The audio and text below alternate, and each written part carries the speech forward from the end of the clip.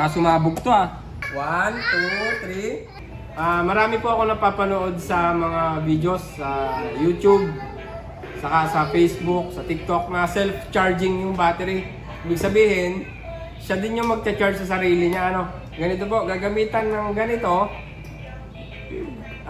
Inverter. Sasaksak nila. Ay, kakabit nila inverter. Ano? Try natin ha.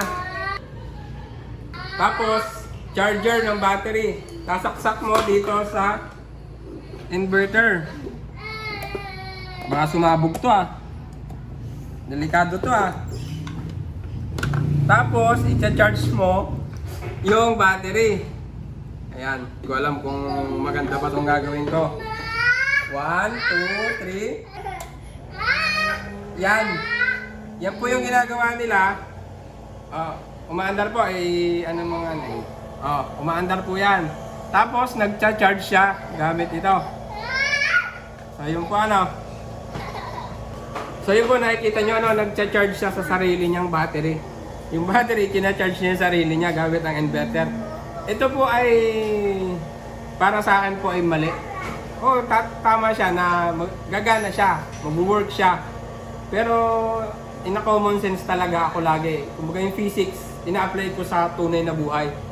Ito kasi parang kinain mo yung sariling tae mo. Sorry sa term no. Parang ganun po yan.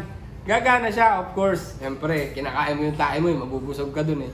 Pero ang masisira ay ang katawan mo, yung unang-una yung tiyan mo. Yung tiyan natin, yun yung bodega ng battery. Maring masira yung bodega, yung katawan ng battery. So, ganun lang po yun. Ano, gagana siya sa umpisa, pero hindi siya magtatagal, mamamatay siya. Hihina yung battery, madadamage niya yung sarili niyang sa loob. You know? Yun lang po yung ano sa akin. Correct nyo ako kung mali, pero talaga yun yung nakikita ko. Nagcha-charge nga naman, kita ko eh. Tumataas yung voltahe. Ito hindi ko na kasi sinukat kung ilang voltahe kasi matatagalan tayo bago natin makita kung nag-charge ba sa sarili niya. At the same time, baka masira itong battery na ito. Sayang naman, binili ko ito, brand new ito. So yun po, sinubukan ko lang, nagcha-charge. Kita nyo kanina, nagcha-charge dito.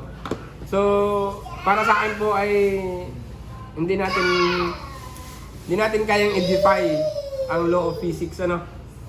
Kasi lagi nyong i-apply sa tunay na buhay kung pwede ba. Subukan mong kainin yung sarili mong dumi ay ang, di ba? Masisira yung katawan mo. Siyempre mabubusog ka, mabubuhay ka mga ilang araw.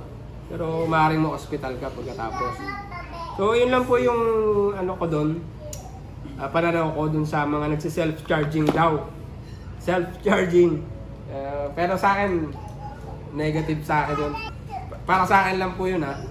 So i-correct nyo po ako kung mayroon kayong paliwanag na mas makukumbinsi ako na maganda ba yung mag self-charging ano. So yun lang po.